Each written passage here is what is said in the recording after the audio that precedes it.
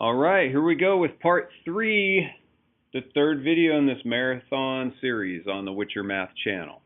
Okay, we've talked about representing expressions in equivalent ways, such as you see in red here. That was in video 1. In video 2, we used these manipulatives, which you can change into pictures in case you don't have them, to represent X's and 1's, to show a more visual way of regrouping and reorganizing. Now here in this third video, it's time to do some practice problems, and I've come up with a few different problems to show you different ways you might see these on tests in your books, whatever curriculum you're studying. Okay? So one common way you'll see this on a test is you'll be given a couple of expressions and asked to identify yes or no, are they equivalent? And then, of course, you'd want to be able to prove that, yes or no. Okay, so these are the yes or no types of questions, which, of course, can have follow-up questions. So here we've got 3x plus 12, which is already simplified. That's in simplest form. Okay, this has been factored. So what we need to do is distribute this 3 to each term inside the parentheses. So we have 3 times x, which is 3x. We have 3 times 4, which is 12. Those are equivalent, right? It's the same thing. You could probably tell that by looking at it, but hey, this is a simple example of something you might see. And let's look at this one. See, this one is in simplest terms, so I don't need to do anything there. Are these equivalent? Well, if I take 4 times x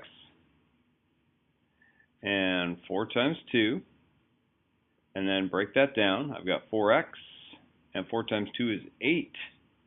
No, these are not equivalent. The reason I chose this particular sample problem is based on what I see in my classroom. This shows a common error that people make when coming up with equivalent expressions. Okay? And here's what happens. What happened here was they forgot to distribute the 4 to all terms in parentheses. Okay, so for example, if I had a 5x plus 3 on a test in my room, I know a mistake that I'm going to see, not very often, but it's common, is just the parentheses go away, and there's the 5x, and then the 3 gets left hanging out there. And that's not right, okay? So we could tell, now if you draw the picture like we learned in our second video, this would be super easy to see, because this is what's in the group, what's in each group, x plus 3. So if I drew that out, there's x plus 3, right? And this says how many groups are there. There's 5 groups.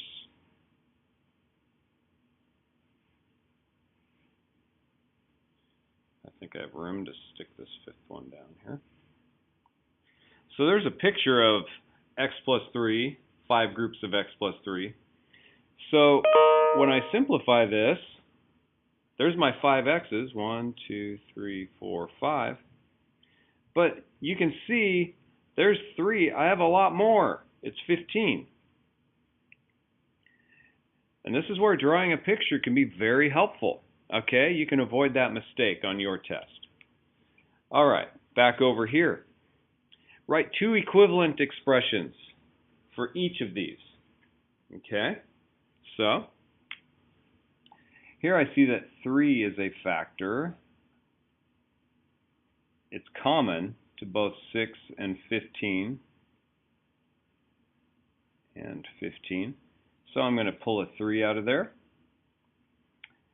3 times what makes 6x? 3 times 2x. And 3 times what makes 15? 5.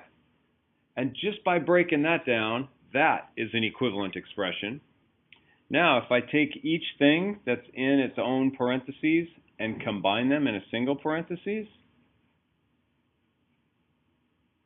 See, I took the 2x, I took the 5. They're already in parentheses, so they stay in parentheses.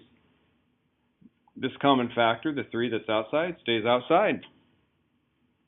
So there, we have two equivalent expressions right there. Let's do this one. 7 times x plus 3. So that means I could do 7 times x and 7 times 3. I can put those together. I can complete the operation here, 7x and 21. We could do that. So there's two equivalent expressions. Whenever you're asked to do that, it's really just checking, do you understand the distribution and the factoring process? And once again, that's where drawing a picture might be the way to check your work and make sure. Don't wait until the next day, get your paper back with a bad grade on it. Use a picture and check it right there while you're working. Woo, excuse me, got a frog in my throat. Frog is gone. And here's a couple of word problems you might see. Okay, the length of a rectangle is 5 centimeters more than the width. Write two equivalent expressions. Once again, here's a picture. More, hopefully that word makes you think of the plus sign. But ultimately, on a problem like this, you probably want to draw a rectangle. Okay? So we've got the width. Let's just call that x. We don't know what the width is, so we call it x. That's unknown. The length, however, we kind of know that in relation to the width. It's 5 more than. So this is 5 more than the width. Okay? So if I complete my labeling process of all the sides, I can write one expression just by taking a trip around the perimeter. I can go, I have x plus 5, I have another x, and I have another x plus 5. That's an expression. That's legit, okay? Next, I can combine like terms, right? I can put all the x's, all the numbers together. That'll give me another equivalent expression. Let's just count all the x's. 1, 2, 3, 4. There's 4 x's. And there's 2 5's. That makes 10, right? So the perimeter of this rectangle is 4x plus 10. What else could I do? Well, did you notice that in our first trip around, I've got 2 of those, and I've got 2 of those. That's a term all by itself. So there's a third way. It asked me for 2 ways. I wrote 3 ways.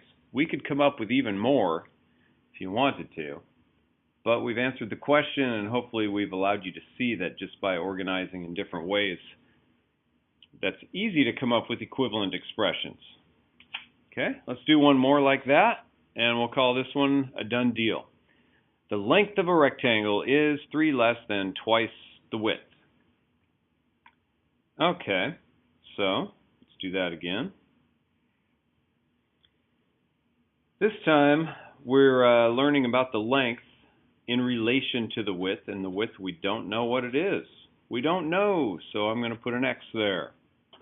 But whatever that is, we know that the length is 3 less than, and the word then means it comes after, it comes last.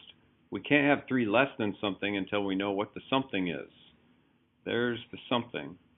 Okay, twice the width, that means 2 times the width. So that's the length of that side, 3 less than twice the width. Okay, let's label these. The picture is so helpful. I mean, I know a lot of you could probably look at this problem and work that out without the picture, but to me it sure feels good. It's affirming to look at the picture and know that I've thought of this in the right way. And a lot of times you can catch a mistake, simple mistakes from rushing through problems. Drawing a picture forces you to slow down just a little bit, sometimes enough to catch a mistake. Okay, we're going to take a trip around this perimeter here. There's x, there's a 2x minus 3, there's another x, and there's another 2x minus 3. So there's one expression. Hey, I've got 2 x's. I've got 2 of those, and I've got 2 of those, right? So if you can say it, you can write it, and that's another equivalent expression. The way you say things generally tells you how you're mentally grouping them, and if you can mentally group them that way, you can write them on your paper that way. Okay? And finally, let's eliminate all the parentheses. Let's write it in simplest form in order of power. Okay? So 2 of those means 2x. 2 of those means 4x. And 2 of those means -6. Let's put all the x's together. And there's our simplest one. But in the process of getting to our simplest one, there's another. Every step of your work is another equivalent expression. So we ended up with 4 for that one. It only asked for 2. Nice job. This video is over, and hopefully this series of 3 videos has you now the master of expanding and factoring and simplifying and just crushing all kinds of expressions that come your way, and you have